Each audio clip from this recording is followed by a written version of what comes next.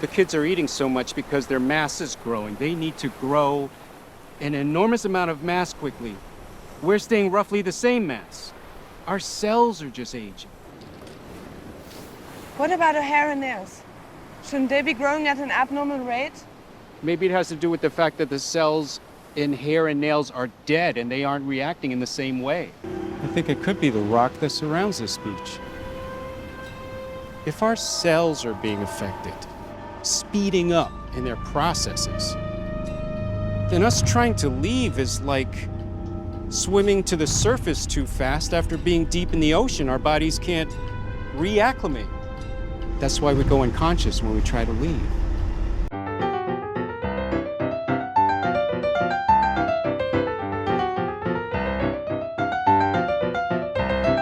Hello and welcome to Comic Book Movie Oblivion, the podcast about feature films based on comic books and comic strips that people have stopped talking about. This week we are talking about Sandcastle from 2011 and the movie Old from 2021. That's right. And before we start, so we've got a new segment called Pause the Podcast. Okay. So, do you think, very quickly, people should pause the podcast and read the comic or see the movie? No. Okay, I agree. I think we're going to spoil these. So we're going to spoil the hell out of this. We're going to spoil this like crazy. And Old is a Shyamalan film, so there's some expected twists. Unfortunately, because that's the shape his career took. Yep. So there's some kind of twists and turns, and we're going to expose all of those. Yep. We're going to expose everything about the comic. I actually think it does not matter in the comic because the currency of the comic is not surprises. Absolutely. Okay, so we've got Sandcastle originally from 2010 in French. It's a Swiss graphic novel by a writer named Pierre Levy, who I don't know. Art by Frederik Peeters, who did a book called Blue Pills, which is supposed to be really amazing, which I have not read, and also did a science fiction series called Ama, which I have not read. Oh, have either of them been made into films? No. As far as I know, not in English anyway. But Frederik Peeters is actually top billed on the comic book. He's more of a name. And even when I went on Wikipedia, there's nothing for Pierre Levy. All we've got is the biographical data that's in the comic. Oh, I see. The paragraph at the end. I don't know. It says he's a documentary filmmaker, and he was making a movie of Blue Pills. Oh, there you go. So I don't know if they made it or not, or... Interesting. We'll find That's out. how he met Frederik Peeters, apparently, trying to make a movie of Blue Pills. Well, me. We will look That's at it. enough for me. So, yeah. So I saw... My relationship with this book is... when it first came out 12 years ago, and it was... The one list I noticed it was on was the Village Voice's, best comics of 2013 or 2011, whatever year. It was on the list, so I did notice it there. But I saw the cover of it, and it was the most arresting cover I've seen. It's a... You have to look at it twice. It's a woman floating naked in water, but the image is flipped upside down, so she's looking down at the sky, and the clouds and the plumes of clouds, and it's just these interesting, really blue and green colors, and I just thought it was the most astonishing thing. And I took note of it, and I said, oh, maybe I should get around to reading that book someday, and I never did. And then until now. So then the movie Old came out, and because I exported this Excel spreadsheet from IMDb, I was like, what's this thing from 2021? And it was Old, and I was like, oh, it's that thing. Was it the most recent film on your spreadsheet? Must be pretty nearly. Yes, but there are two since. Ah, very good. But I think it was. Because I'd eliminated all the Marvel and DC stuff and TV shows and everything, so I think it was. But I was like, and then I was like, oh, what comic is this based on? And then I looked it up, and it was that cover that that had stunned me 10 years earlier. But that's all. I hadn't read it before. And the translation's by someone named Nora Mahoney, I think. It's very important to note who did the translation in present company. Yeah. So it's black and white. It's about 100 pages. I'd say the Peter's art style is very lush. Yes. But relaxed. It's a loose cartooning style. I would say it's very expressive. It's a little bit cartoonish, especially people's noses. It's accessible. Yes. it's nice, and I found it easy to read. Yes. So compared to say History of Violence, which was very messy, and I often didn't know what was going on. This one was very clear, very clean. Yes. And I found it very accessible. Yeah, and he has a real command of body language and facial expressions and gestures. They look and drawing nature as well. All yes, those things. There's nature shots. The characters, no spoilers here, all age. Yeah. In the across the course of the comic, and it looks. Yeah, and I knew they were aging. They were experiencing accelerated aging. And the first 20 or 40 pages, only 100 pages, but I think up to page 50, I kept flipping back to the first 20 pages going like, looking for differences, especially in the adults, or even in the kids, the heights. I was like, what am I missing it? And going back and forth a lot, I'm pleased to hear you say that, because you might remember way back when we did Tamara Drew, and not often since, I asked, why is this a comic? Right. You know? This is a perfect story for a comic. Yes. I couldn't... It's really... A comic is the best possible medium, really, I think, to read this story. The last note I wrote, originally the first time I read it, was, you can't make a movie of this, and I underlined it. You can see it here in my notebook. Yes. You can't make a movie that involves people aging. The only thing is, Richard Linklater made that movie Childhood or Boy, where he actually filmed it over 7 years. Boyhood. I thought it was 12 years, I think. Right. It took 12 years to make. Yeah, so... I mean, that's one way you could approach this, but you really need 50 years or 100 years for this story. And as you say about going back and comparing, I think, Kumar, it might have been Alan Moore. Oh. Who actually said one of the things that comics can do that films can't is that you can flip back yes, absolutely. and reread what you've already read to get the context of something that you see. Yeah. Yeah, absolutely. And absolutely, I was so pleased to hear you say that, because I wanted to come in and I wanted to ask that very question: why is this a comic?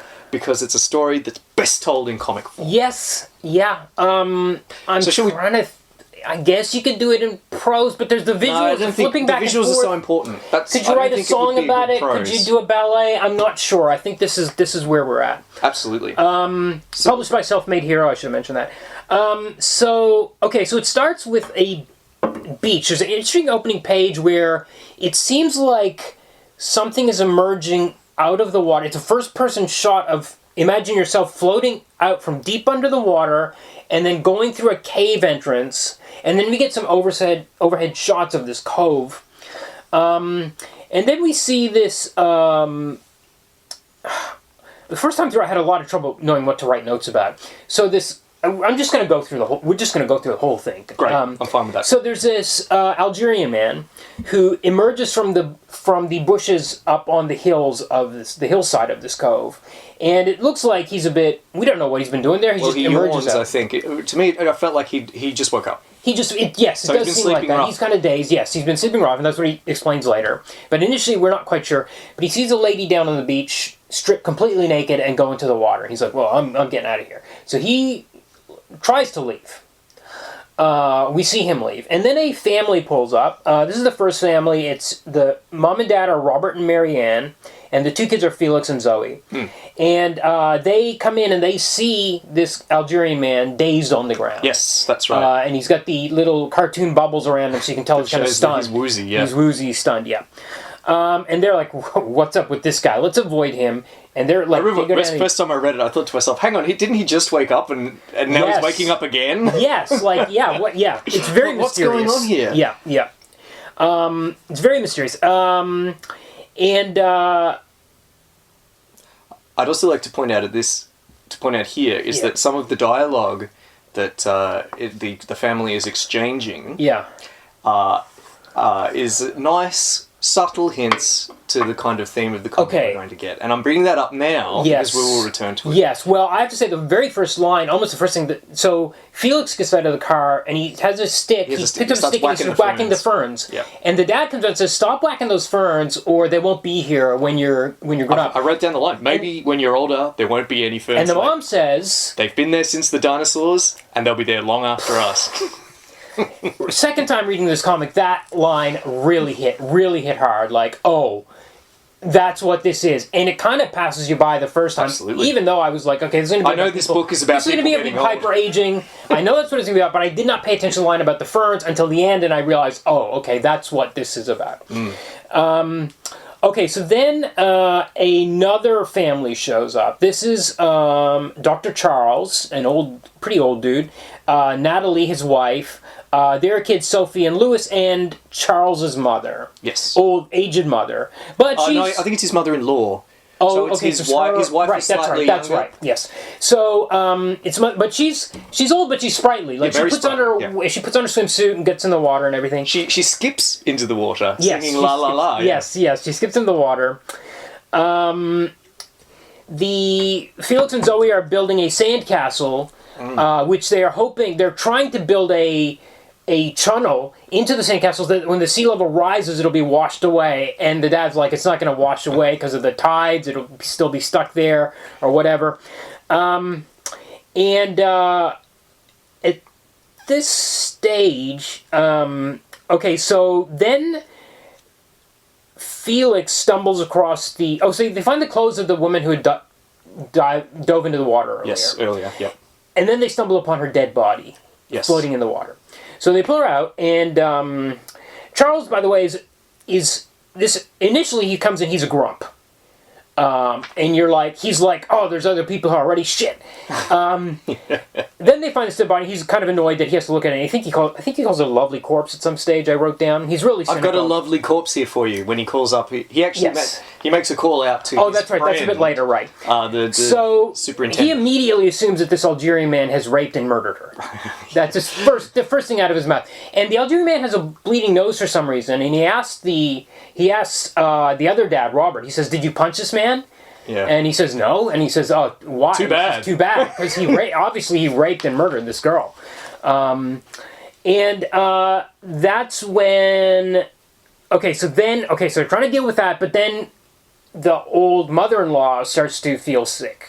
Yes. And she collapses. And and Charles's wife Natalie comes over and says, "You got to help her." But meanwhile, at about this, maybe a little bit before this. It is around this point another family shows up. Yeah. Oh well. First, the mother, Mary Ann, notices that Felix is not fitting into his trunks properly, right. And the dad notices it, and she picks him up, and she's like, "He's bigger." It's the dad notices, and he chuckles and says, "You want your kids to stay as babies, don't you?" To his wife. Yeah. Yeah. Because he's noticed that their trunks don't fit. And she says, "What are you talking about? I picked the size." Size is bigger. One size bigger than their ages. Right. And he's like, well, the companies number them higher so that the moms feel like their kids are big, are proud of their kids for being so grown up or whatever. And then she checks, and then when she holds him, she's like, this kid is bigger than he was half an hour ago. And I'm going through all these details because actually a lot of these identical details are in the movie, in the same sequence, but we're going to talk about how they play out very differently in the movie. Not even play out, just how they appear. Anyway, so because I went through it twice, my notes are kind of all over the place. So we learned that the Algerian guy, I don't know if we ever learned his name. Somebody calls him... He does give him his name, I think. They call him...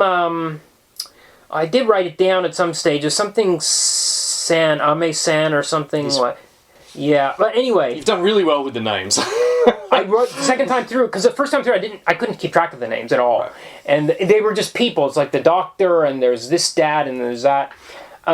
So he explains that he tried to leave before, but he says an unknown power stopped me. Yep. And he also says to this girl, he says, there's something strange here.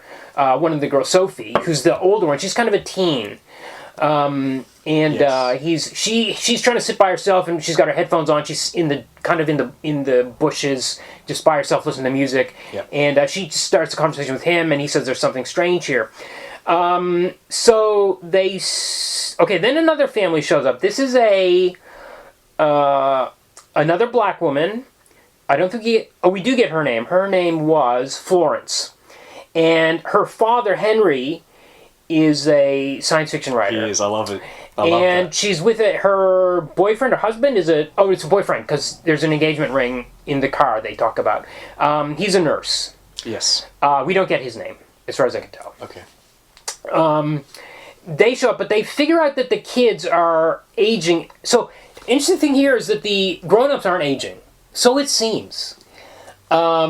But that's just because they're grown-ups, the kids, and you can't tell when it's like 5 years or 10 years difference. Yes. But they figure out that based on the kids hitting puberty and stuff, it's 30 minutes on the beach is equal to about a year of aging.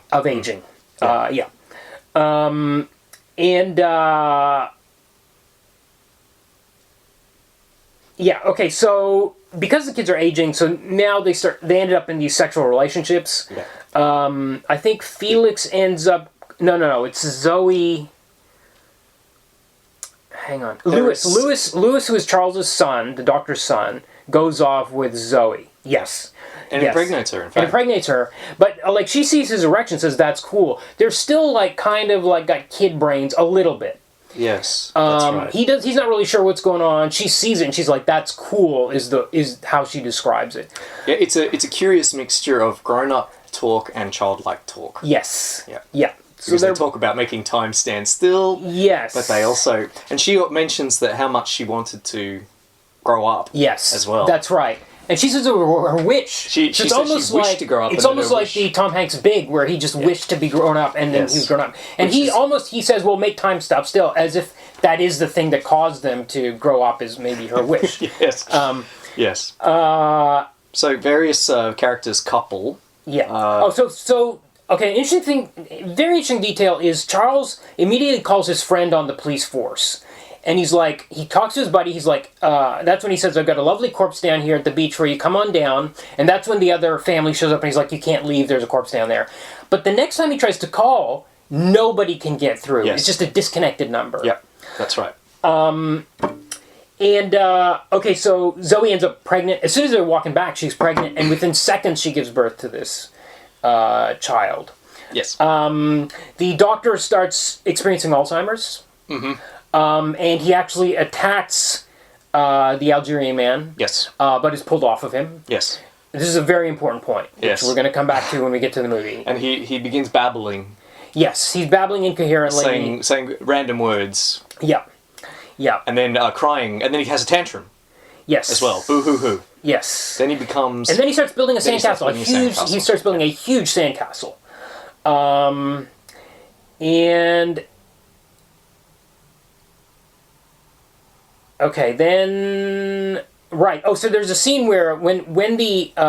this is another thing, is when they first... Sorry, when Florence and her boyfriend, the science fiction writer, arrive on the beach, they have this thing where they sit with the kids, but they try to guess their ages, and they guess way off. Yeah. So he's like, oh, Felix, you must be 10 or 11. He's like, no, I'm 3. Yeah. And they're like, what? And then the mom is like, what's going on? And the kids are like, Mom, it's me. Yeah. And she starts freaking out. Now, this scene is also mirrored very closely in the movie. Yeah. Which is why I mention it specifically. Very good. So... before he goes completely senile, he wants to leave. He says, forget about the kids, let's save ourselves. This doctor is like, he's something else. He's a piece of work. He's a character. Yeah. He's like, forget about the kids, let's save ourselves. And the wife is like, no, I can't leave. And he's like, fine, I'll go myself. But again, anyone who tries to leave, they get stunned, and they're like, knocked down. They fall down. Yeah. And then there's a interesting moment, pretty late, page 73 out of like 110 pages. I think it's Felix notices he saw somebody up in the bushes, and he saw somebody with binoculars, and he's like, but then we get a panel of it, and we just see the bushes. We don't see a guy with binoculars. And it's like, okay, that's some weird thing. We don't know what it is. And then later on, similarly, someone tries to get to the beach. Yes, so, okay, we'll get to that. So... Oh yeah, so that's pretty soon afterwards. Not long after that. Yeah. So somebody starts running through the grass towards the cove. It's someone they recognize. It's the hotelier's son. Ah. Now this is a very important line, because until this point, these people are just randomly, let's go to the beach today. But this line, it's like Jose, the hotelier's son, or something like that. Reveals that maybe a bunch of these people are staying at a nearby hotel together. Or at least the person who recognized him is like, that's hotelier's son. It means they are staying at some hotel resort, and they've come here and they recognize this kid. Well, and it's not the first time any of them have been to the beach either. No. No, they've all been there before. Right. Because they say, we've never been here this early before. I think that's one of the first lines. They measure Felix's height. Yes, that's right. That's exactly right. So they've been visiting every year. Actually, so it's not in some mysterious beach that they've never been to. Yeah. They've absolutely been there before. Oh my God, you're so right. Okay. So the his son is running towards them. Oh, yes. And then he's shot. We don't see the shot, but we know that they scream out, "Oh my God, he's been shot!" And they can hear gunshots. And the nurse I think it's the nurse runs out to try to save him, and then we get this girl's sound effect, and he's knocked out by the force field, whatever it is. So they're very stuck, and this kid who apparently is at a hotel that some of them, maybe all of them, have been staying at, except for the man from Algiers who is a jeweler, who's not on vacation, but he hasn't revealed exactly what he's doing here. As soon as I saw him, he has distinctive features like physiognomy. Yes. And my assumption, perhaps unfairly, was that he'd arrived on that beach from Algiers. So I imagine the beach is somewhere on the southern coast of Europe. That could be right. And that he's a refugee. Because he has a wife that he's left behind. He had no work as a jeweler in Algiers. That's right, yeah. I figured he'd... okay, that's a good call. I think that's a really good call. So basically, as we approach evening, now we actually see the adults have gotten quite old. Yeah. They start dying, but they're getting really old, but the kids are trying to organize an orgy. They have had the baby, and the baby's starting to grow up. The baby's now like equivalent of 5 or 6 years old or something at this time. So they have this big orgy. I think the man from Algiers is the last... Or sorry, Algiers. Do they actually have the orgy, or do they just talk about organizing? They talk about it twice. I don't know if they actually do mention the orgy twice. This beach doesn't just make you old, it apparently makes you really horny. Well, I think there's a really important point is I think that they're like 17, 18, 19 years old. It's like, it's not the beach, it's their age. Yeah. It's their hormones. Yes, and I do have more to say about that, but we can talk about it later. So the science fiction writer presents a bunch of theories. Yes. He's got 3 or 4 ideas about what might be happening to them. But he's the kind of one that can accept that it's happening because he writes this kind of stuff. Yeah. So then by the time dawn rolls around, all of the kids are now dead because it's been like 100 years. Except for the new baby that was born, and she's a middle-aged woman. Yes. And she goes down to the beach and starts making a sandcastle. Yep. The end. Yeah. Okay, so... There is one thing you left out. Yes. Which is when the man from Algiers tells them the story. Oh my God, yes. This is a very key... so important. So, again, my notes are just such a mess. Oh, and I love there's a shot where the sun rises over... In the morning, the sun rises over the castle that Charles the Doctor had made. It's really... But this is after the story. For some reason, they've talked about death, and I think Felix feels awful that his parents have died. Oh, there's a dog with him, too, I forgot to mention. Elvis the dog. Elvis the dog. The man from Algiers says, well, I'll tell you a story about a king. And it's the story about this king who was greeted by a messenger of death, who is this half-man. It's a real, I guess you'd call it like ethnic ghost type thing. You get this all over India, Africa, Asia, all over. You get these really weird creatures. Anyway, this is a man chopped in half down the middle who is a messenger of death. And he says, I'm going to kill you, the king. And the king says, please give me 7 years. And he says, okay, I'm going to come back in 7 years, but, you won't know when, sometime between tomorrow and 7 years. Yeah. So the king builds this huge fortress around himself and lives in it. He doesn't let anybody in. He's still the guards. So even his wife, his daughter, his son try to visit over the 7-year period. They don't come in. Finally, he's told his guards to turn anyone away. The messenger from death shows up again. He's like, how did you get in here? He says, I go where I want. I go where I want. I'm death. And he's like, okay, you're gonna die. This is your tomb. He says, now I'm going to take your soul. He says, when you take my soul, where will I go? And you'll go nowhere. Yes. You'll be right here in the tomb you built for yourself. Yes. And he looks out the window. He sees a snow-capped mountain that he never visited. That he never visited. And then we get everybody goes to sleep, and in the morning only the baby is alive as a middle-aged woman, and she builds a sandcastle, and it's the end. Yeah. Okay. So I think I absolutely love this book, beginning to end. And I really felt it was, that story about the king, that's when it really, I love the play, it's the climax of the story, is that thing. Because it's really about how if you avoid death, you are dying. That is death. You should go out there, see those snow-capped mountains, do those things. If you try to avoid death, that is a form of death itself. It is a tomb. Yeah. And then it casts a light back on all the previous pages you've read and how, and it's just life. It's accelerated life on this beach. I quite agree. Really I completely agree. And I also love this comic. Loved it. I think it's the best one we've read so far this year. Yeah. And it's just fantastic. And I mean, it's melancholy. Yes. But it's also it's poignant, but it's touching. also at time touching and even heartwarming. Yes. I think because I didn't find it depressing by the end. So at the start, there are these things that the book confronts you with these fears. The fear, like when they see their children growing up, growing out of they don't recognize their kids. Yeah. The children are growing out of their clothes. They can't recognize them when they walk up to them. It's something as a parent you feel sometimes when you look at your children. The fear of your lost youth. Yes. And ultimately the fear of death, because they are frightened of death as well. Yes. They are frightened. But as that story points out, and as you pointed out before, it's living that is what matters. Yes. And ultimately, I think it makes the point that, the time you have is limited. And in a sense, it doesn't matter how long you live, because your life is temporary, right? Yes. From a certain... and especially with the ferns... that are going to be it's like really, you can't beat nature. There, after all the humans are gone. Yes.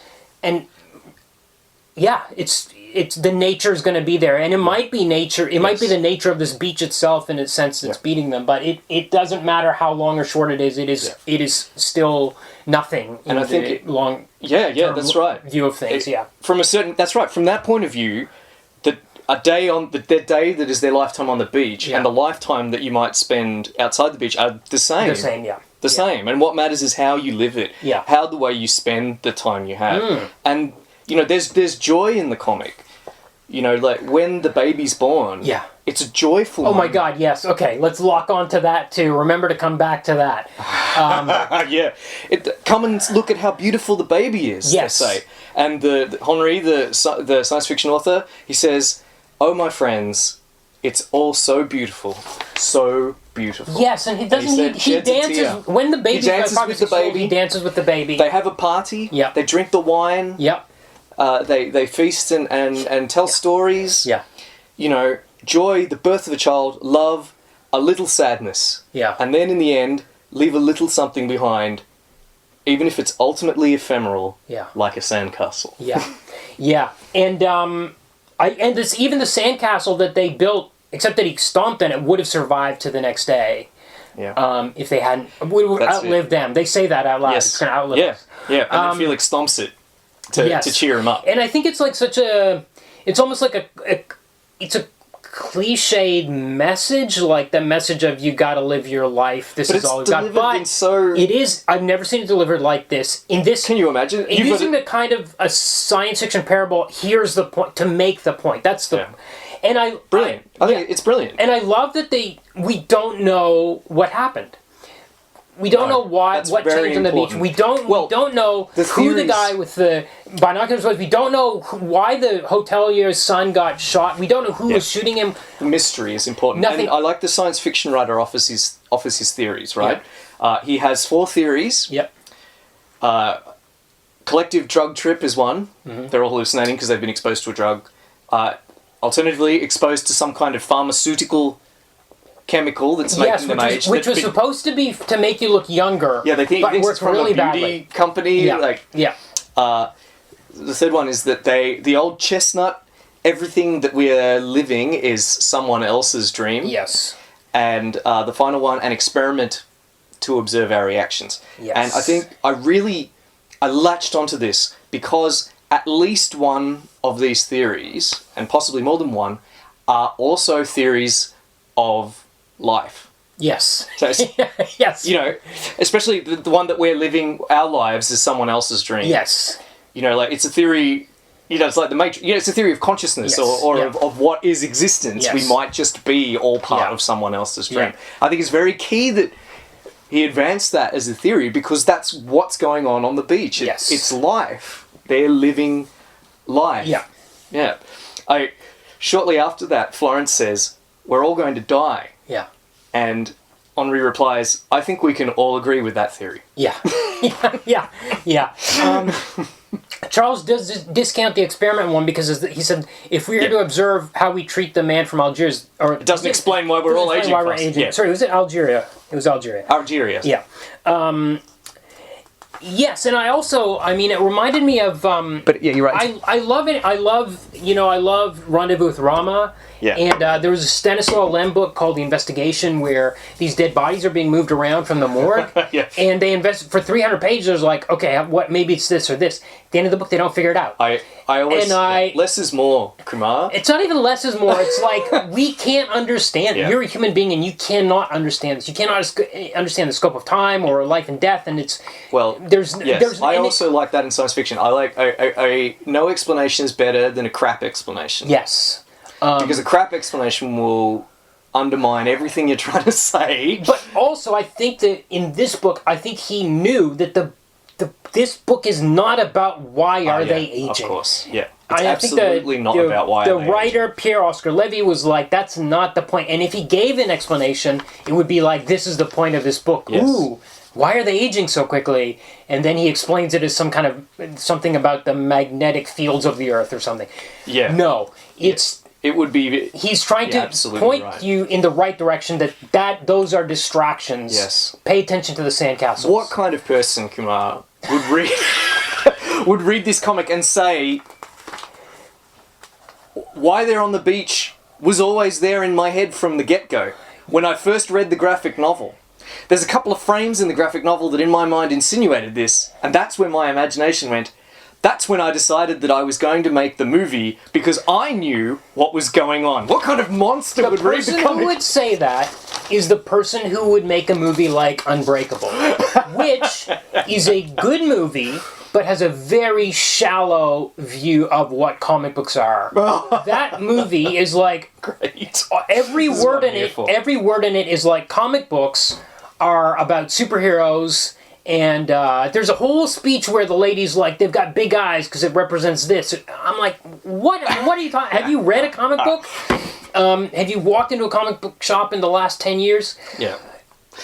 Yep. Okay, so that brings us to, that was, of course, yes, M. Night Shyamalan talking about what inspired him to make the film in 2021, in an interview in 2021. So M. Night Shyamalan makes this...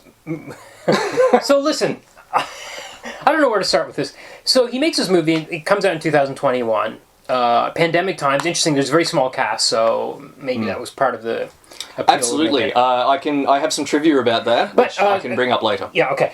Coincidentally, this dropped on Australian Netflix the same This week. we decided we were going to do this episode, bizarrely. Very bizarre. Well, didn't you load up Netflix and it was the banner? It was the banner. It was number two on Netflix That this was week. It was the opening this time banner. last week, after we just finished doing Captain Harlock. Yes. Bizarre. Yeah. A week ago today. Bizarre. Yeah. Very strange. Maybe we're in Maybe we're in the experiment. We're on the beach right now, Kumar. Yeah. What if we're on a beach dreaming of two guys recording a podcast in a... Yeah. What a sad dream to have.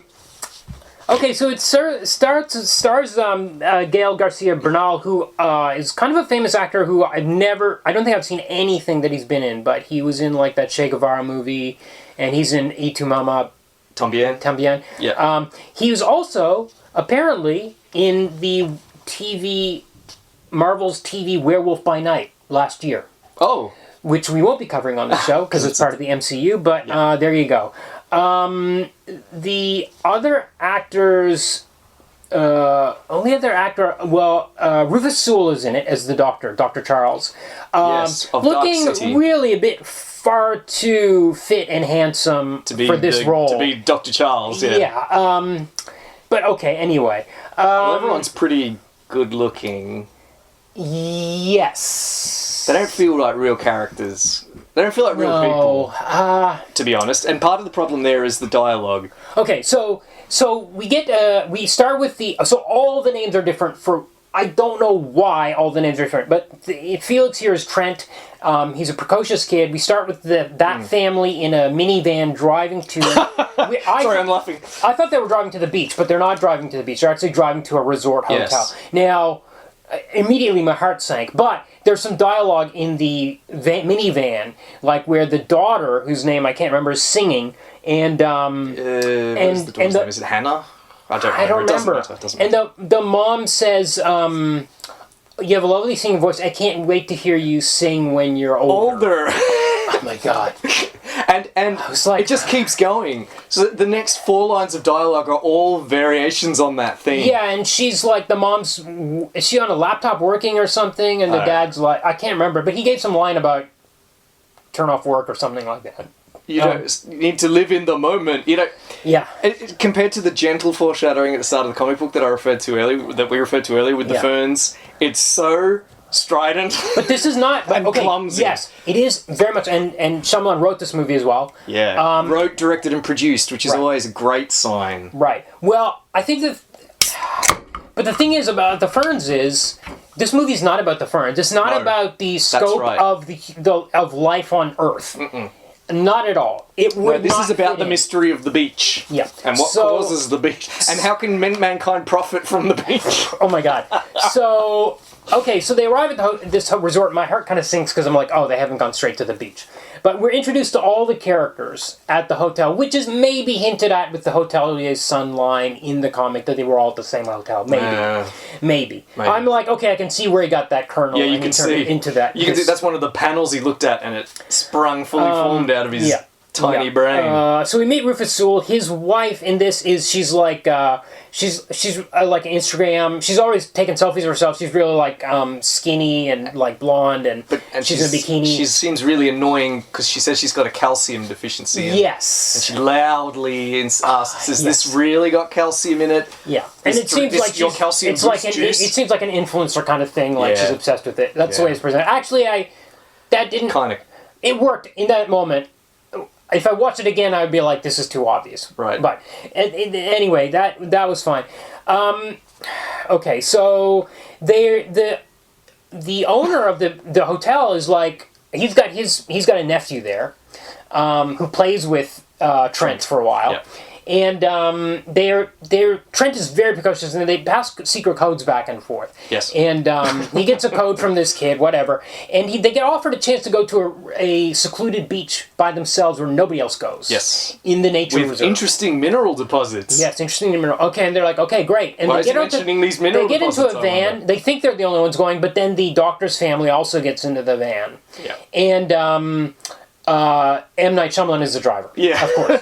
And he's actually got a bigger role in this than in some of his other cameos, because he actually shows up again later. Yeah. But, also, so down at the beach we see a black man is down there with a woman, and she strips naked and she gets into the water. Similar to... This is before.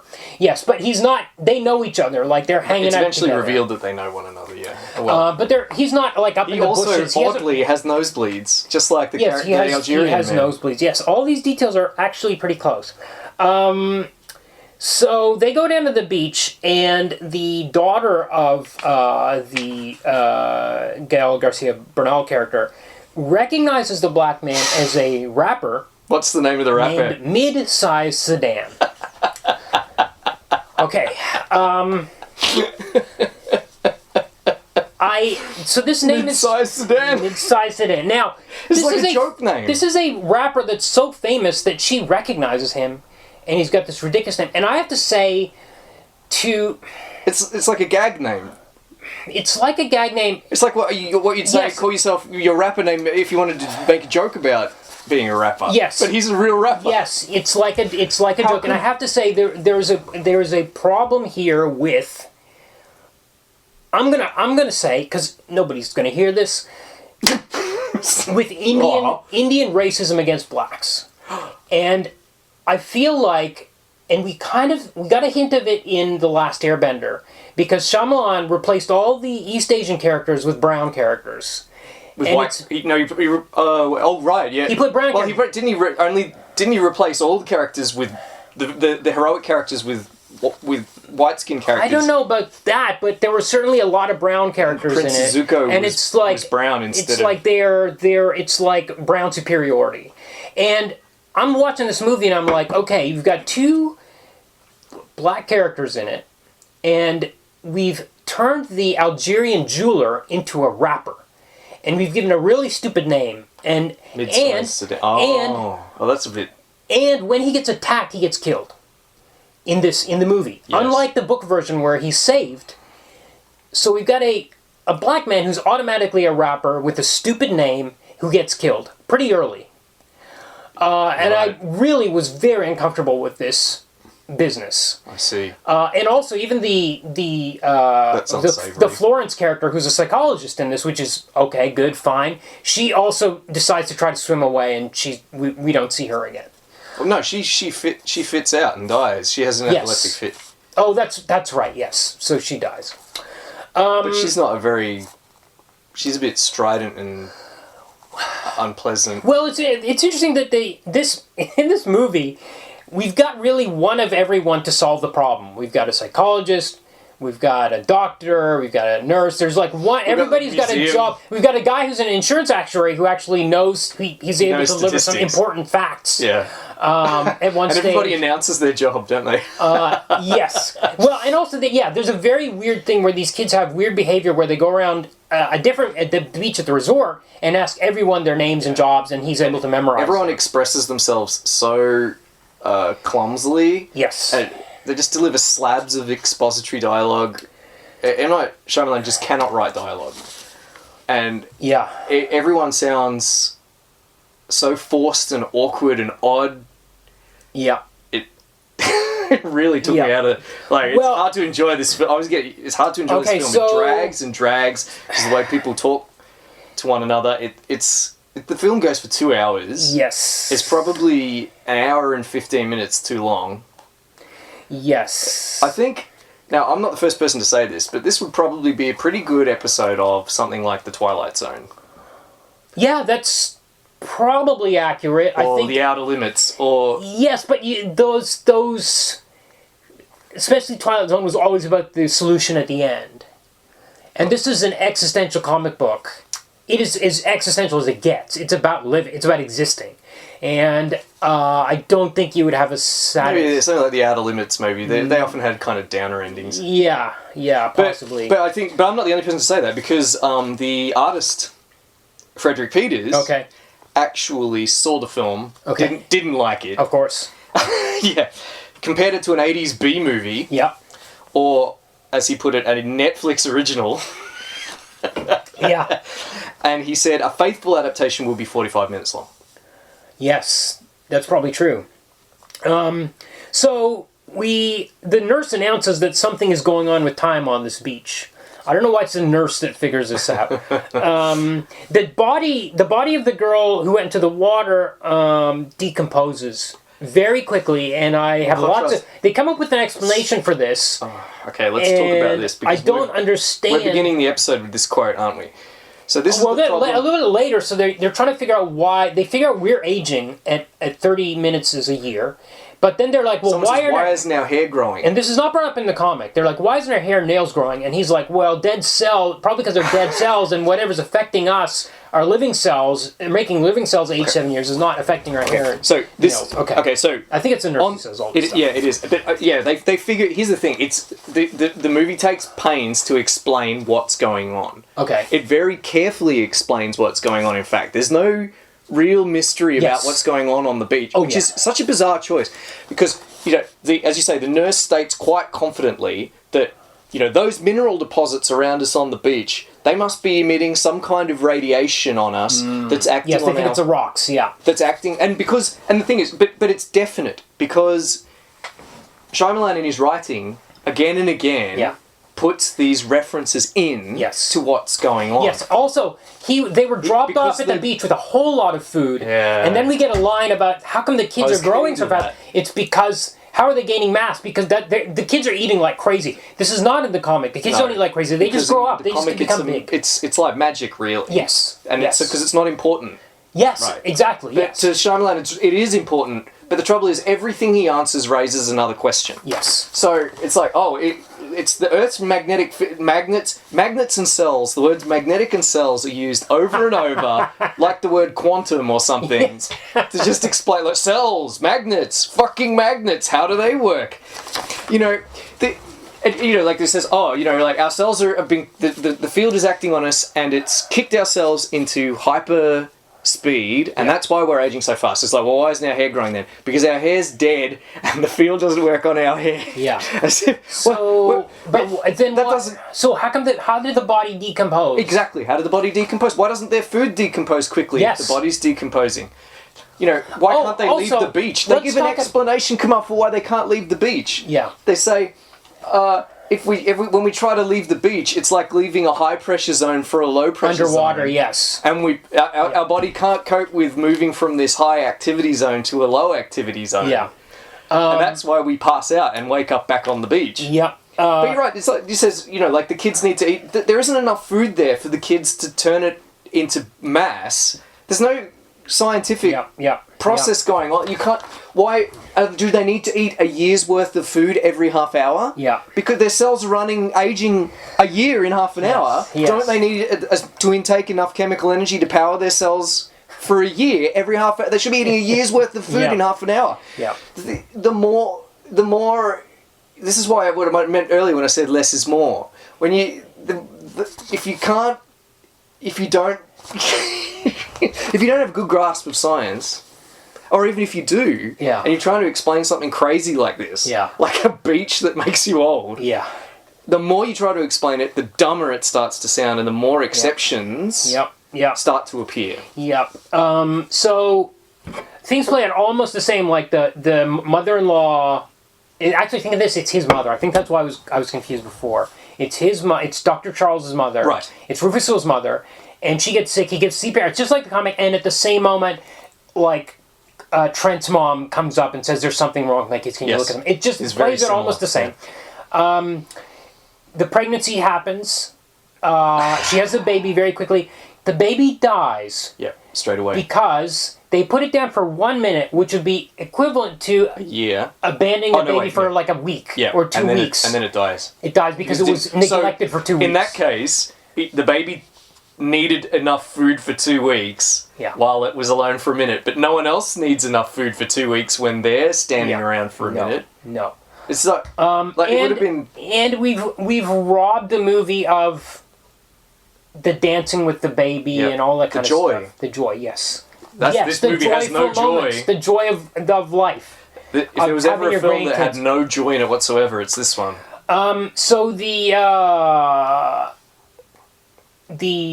they find a bunch of junk in the sand from previous guests from the hotel. Yeah. Including a journal from a science fiction writer. Which confirms. I thought that was the first mention of the magnets. No, more or less. But I mean, it just confirms. Something about the magnetic field of the Earth is one of the theories posited, or maybe the only theory posited. It's pretty much exactly the same. Yeah. Like, this doesn't serve as an alternative. It's not like the science fiction writer's 4 theories in the comic. The purpose of this journal entry is to prove that they're right with their theory about the beach. Right. So, in other words, in the Shyamalan-verse... Oh, you're right, because that's how they escape through the coral. In the Shyamalan-verse, there's only one possible explanation for what's occurring on the beach. Right. It is absolutely magnetic fields working on your cells focused by minerals in the rocks around the beach. Yes. One thing I did want to mention is... So the way the kids are aged in the movie, which I thought, when I wrote that note, you can't make a movie of this. Actually, they handle it, I thought, pretty well. Which is they had 4 ages and they had 4 different actors in those roles. And I will say, Alex Wolff plays the teenage Trent, and he is great in this, I thought. There's a scene where one of the kids tries to climb a rock face and escape, and she falls to her death, and his That's grief the is... Zoe character. Yeah, Kara, she's called in this. Yeah. And his grief is really very real. And we're going to meet him again because he was in My Friend Dahmer. So oh, really? We'll be getting back to him, and I think he's a real... He was also in Hereditary, which is another movie where his performance is just like... unbelievable. Elevating the... Yeah. So, I mean, he's in this for, I don't know, maybe 20 minutes of screen time for when he's that age. And he's really great. The Instagram lady actually has a calcium issue. And we get I guess she's got osteoporosis or something. Yeah, and we get a very silly scene. It's Shyamalan attempting to do J-horror, where she is like a witch. Like J-horror, yeah, good, yeah, that's she's right. like in a cave. She's in the cave trying to escape, basically in the canyon trying to escape, and the other kids encounter her there, and all they got is like a lighter for light. Well, I think she's trying to crawl up on them, but every time she moves, she breaks a bone, and then it heals in a twisted, crooked position. So she's like all hunched over, like really like quickly. crazy. It heals in seconds. Yeah. Whereas it actually takes it takes weeks for bones to heal. So it should be at least a few minutes till she heals, but she's healing instantly. Yeah, 6 weeks. Yeah. So this is a major thing in this movie is that people heal instantly when they're cut. That's a major plot point that comes up again and again. Is it a plot point or is it just a distracting detail? No, because it's how they manage to kill the doctor. Because the doctor goes crazy and attacks them, and they normally they can't kill anyone because the wounds heal instantly within seconds, so, like Wolverine.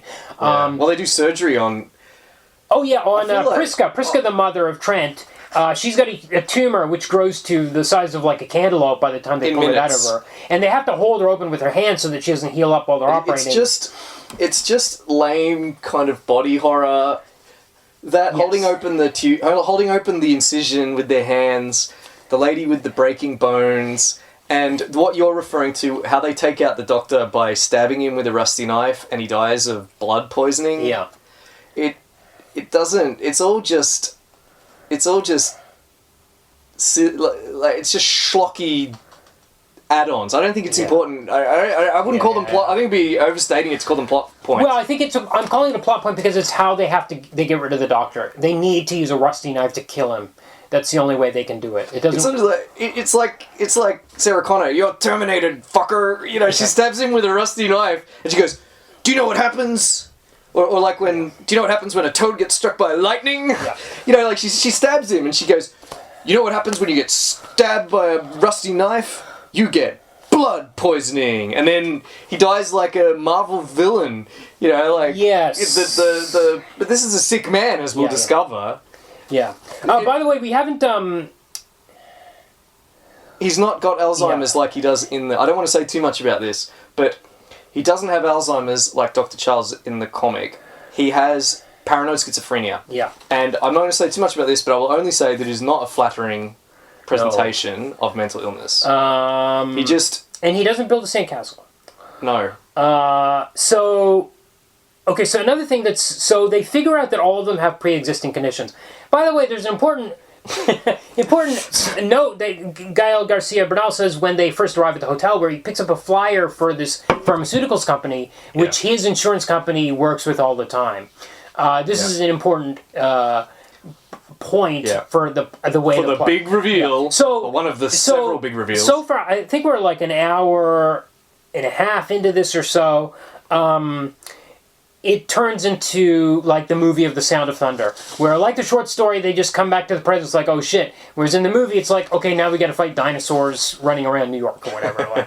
So now we get the dinosaur fighting of Old, the movie Old by M. Night Shyamalan. So Trent remembers that he had gotten this code from the kid. They're like, him and his sister are the only ones left. Everyone's died. It's the next day. It's just the two kids. And they're like, okay, well, we got nothing to do. We're going to die here. Let's build a sandcastle, because I guess they kind of have childish brains. They still plan to... Yeah, they do still have childish brains somewhat. Yeah. So they still plan to escape. But they say, let's build a sandcastle first, because that seems like a good idea. But before that, one fun thing they do is, well, why don't you solve the code that the kid gave you? As they're building and the kid says, my uncle doesn't like the coral. And they're like, so maybe the coral is like, it will protect us from the magnetism or whatever. When we swim through there, there's some way to escape through there. Well, they know something sinister's up, because all along they've been able to see... So the guy that we couldn't see in the comic, do you remember Felix saw the man with his binoculars? Yes. Unlike that, which we never see, in this film, is very visible. We can see the figure moving up in the distance, and we can see the light glinting off whatever it is that he has. Yes. So they know something sinister is going on. So it's not...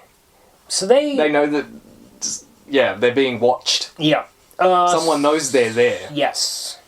So they swim under the water for a very long time. Yeah. Well, they decide that on the basis of this coded message from the little kid that says, my uncle doesn't like coral, they figure that if they swim out to the coral, they'll be able to escape the beach, which you can escape neither by walking, nor climbing, nor swimming. Yeah. Because every time you try to do it, the force barrier. Well, not the force barrier. You become stunned by leaving the zone of high magnetism. Yeah. But swimming through a tunnel of coral protects you from the zone? Because he had a theory that if you could build a metal thing around yourself, Trent had a theory, then it would protect you. And but she's like, well, where are we going to get this? Maybe the coral has metal in it, but coral's not... No, I don't know. It's dumb. I don't know how it works. It's like a Deus Ex But Machina. for some reason... maybe the magnet theory wasn't right. But anyway, they know because... No, the magnet theory's right. We're told over and over that it's right. Because, anyway, they know that they can get through. So they hold their breath for it. And I was actually thinking of when they made the Avatar 2, Kate Winslet learned to hold her breath for 12 minutes or something, and Sigourney Weaver did too, 9 or 10 minutes of holding it, which was beating Tom Cruise's record, which was 7 minutes on one of those Mission Impossible movies. He learned to hold his breath for a very long time. And I'm like, these kids are holding their breath for a very long time underwater, a crazy amount of time. Well, they're not kids now, they're middle-aged people. Maybe the... Yeah, exactly. Anyway, as they go into the coral, then we go back to the man looking through binoculars. It's M. Night Shyamalan. He's reporting to someone, and he's like, they're dead. Test subjects number 73 have all They're deceased. all dead, yeah. And I'm returning to base. Yes. Because that's how people talk. He goes back to the hotel, and we find out there's a big secret lab.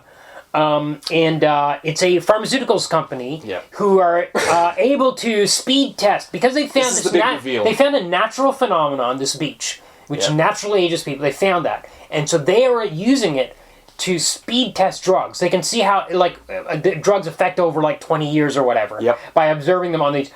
They put all the that's why you have a person. That's why everyone had a condition. Everybody had a condition. The lady had the calcium deficiency. Yes. The mother had the tumor. Yep. The nosebleed was something. He had hemophilia. Yes. Which I presume is why he died from being stabbed when. Oh right. Yes. When it's impossible to stab someone to death because of the Wolverine healing. Yeah. But he died from being stabbed, and at first I was like, why did he die? I thought everyone was Wolverine. Yeah. But give the film a little credit. He had hemophilia. But the Florence character, the psychologist character, she had epilepsy. Yes. And it's but she didn't have a fit for the whole time she was on the beach until the one that she died from. Right. And then they announce, all of these people died horrible, lonely deaths, but guess what? We're going to save millions of lives with this epilepsy they see them as the good guys. They see themselves as the good guys. Never mind that's not how the scientific method works.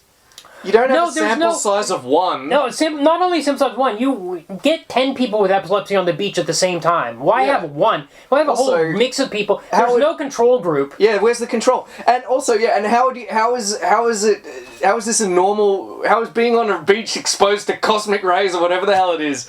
How is that? How are you going to get a normal drug function out of that? Exactly. What about the effect of the magnets on the drugs? Yeah, exactly. And the systems? And it can't be a drug that's constantly administered either, because presumably it's flushed out of their system.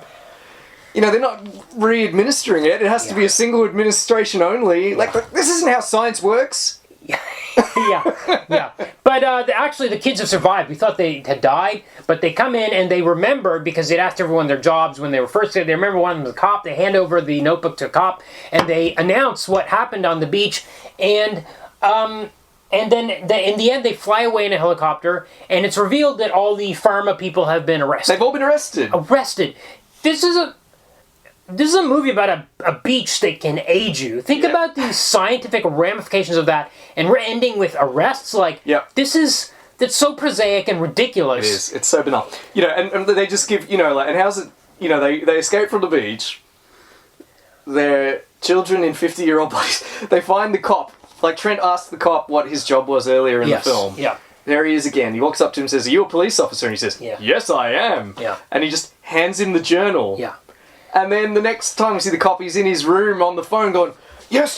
Check these names. All these names, are you saying they're all missing people?" Yeah. It's like, that's not what...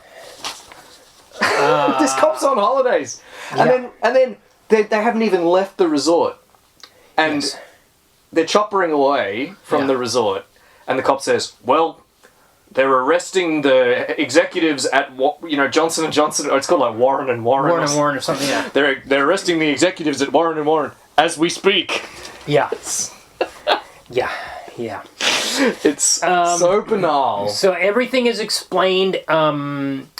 So this movie is not about life or existence. This movie is about a beach that makes you old. And what's the mystery of, what's the solution to why it makes you older? Why would somebody do this or whatever? Not even that, it's a pharma company, it's an experiment. Yep. And it's an evil corporation is profiting from a beach that makes you old. Yes, an evil corporation that thinks they're a virtuous corporation.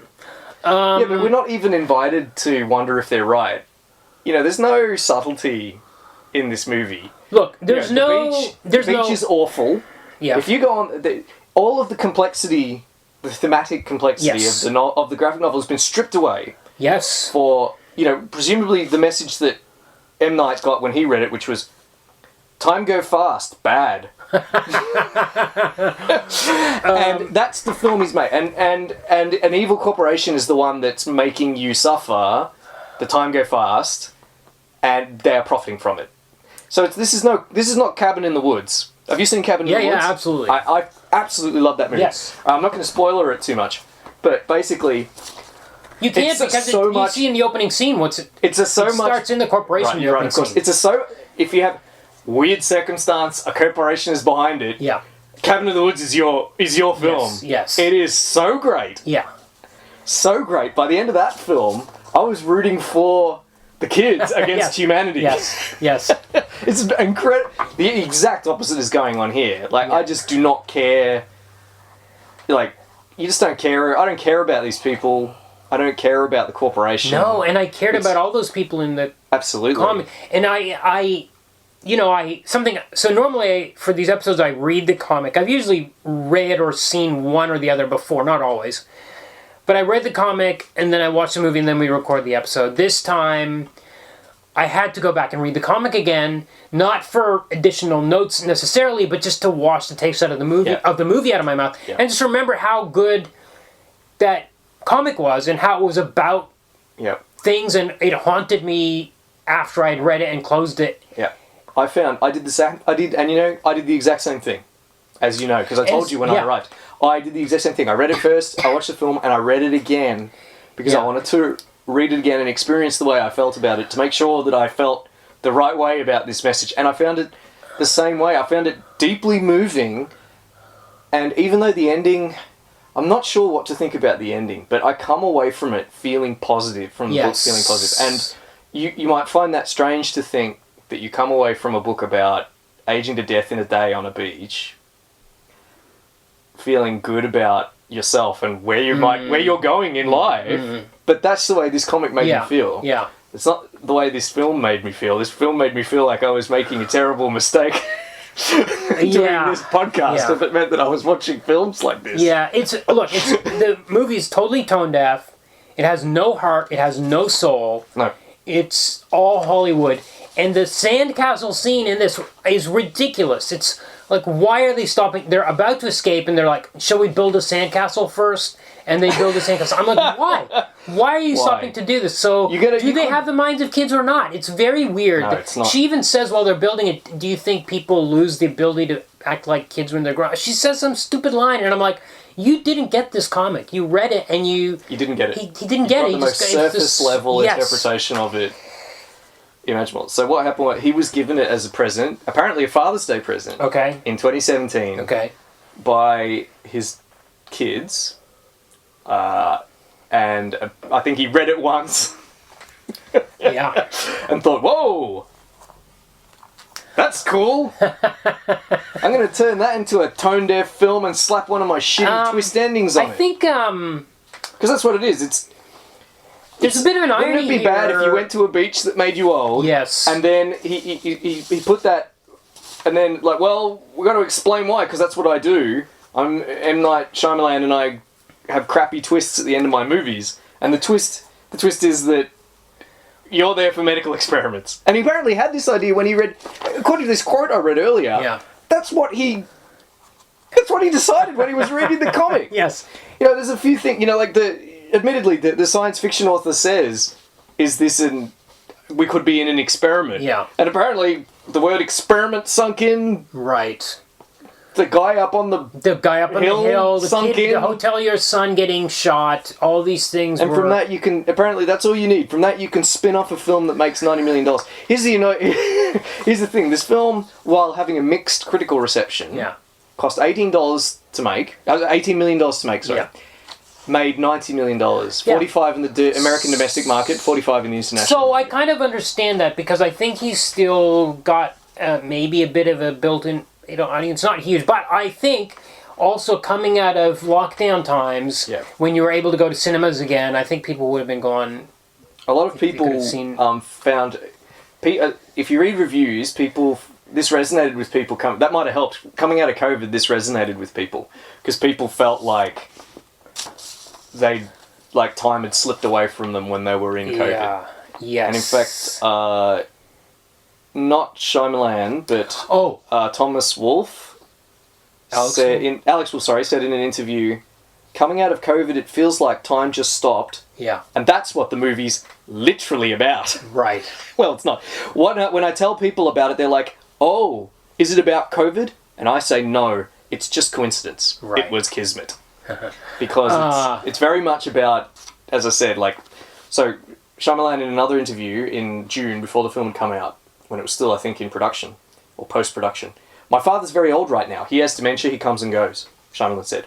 Sometimes he's at a train station, I tell him I'm coming here, but I'm not sure he understands what I'm saying. My kids are now directing and singing concerts. When did this happen? So I made a movie about that feeling, about how we blink and everything changes. Mm-hmm. The person who changed your diapers, you're now changing their diapers. Mm. I think that's relatable to everybody. Time go fast bad, Kumar. Yeah. The irony is, he doesn't seem to have aged in 20 years. He hasn't been to the beach that makes you old. No, he's still pretty much the same as he did in where you don't Lady in the Water.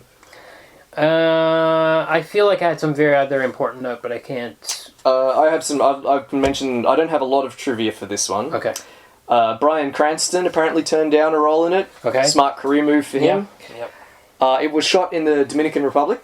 Okay. Over 10 weeks. Okay. The producer, which was M. Night, paid an entire hotel. Yeah. For the whole entirety of the 10 weeks. Sure. So he paid for pretty much, they were the only people that stayed in the hotel. Yep. He paid for all the staff to come in and do all their work, and they just went from the hotel to the beach. Yep. And back again. Yep. And apparently no one got COVID. Yep. Because this was shot during lockdown, and not one COVID case apparently. Okay. So I guess that's how you make. It would have been a blessing for the hotel, which would have been suffering. I'm sure. Lockdown times. I'm sure. For sure. So that's how you make a movie during COVID. Pay for an entire hotel. Not much else. Shyamalan in an interview cited some influences. Picnic at Hanging Rock, the Australian film Picnic at Hanging Rock. No, Picnic at Hanging Rock is closer to the comic than this movie is. Yes, absolutely it is. Where you don't know what happened at the end. Yeah. By the way, this movie has a terrible title. Old also misses the point. Yeah, it's not... It's Sandcastle whatever the French title was. Sandcastle is what the title. This should. Le Sandcastle. Yeah. But before we finish up, what do the sandcastles represent? Do you think?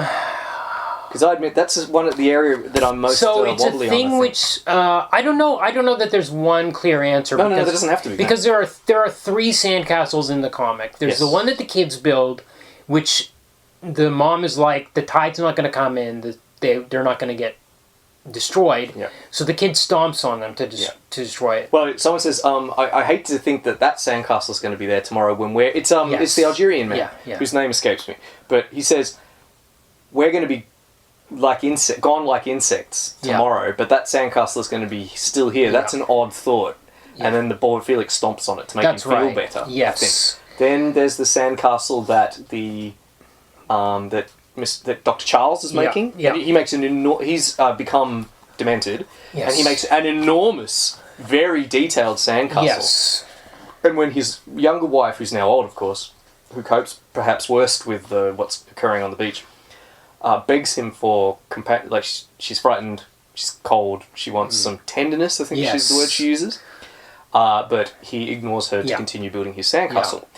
And then... Well, his castle is the closest parallel to the king's castle, in that sense. He's trying to build a permanent thing. Yeah. And that one is permanent, and you see the sun rise over it. And it's a sort of solid structure that's supposed to outlive a person or to protect a person. Right.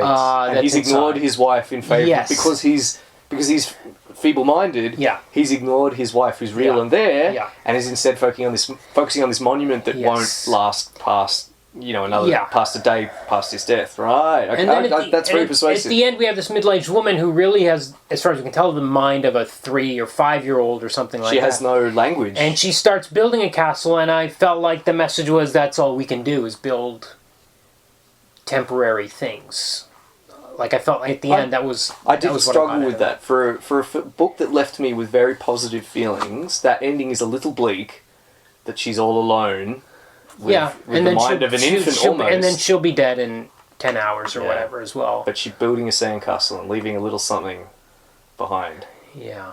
Alright, so one last thing. Yeah. I originally chose to... The reason why I asked to do this particular film and this particular comic is that I discovered it because of the memes. Okay. We're not the only people that have... We keep saying over and over, the beach that makes you old. Yeah. Because that's what the film's about. Yeah. And we're not the only people that have latched onto that ridiculous idea. There's a great tweet. So this is a tweet from someone called Jacob Fox Chase, and he's written, here are the 5 basic plots. Man versus man, man versus nature, man versus self, man versus society. What if a beach made you old?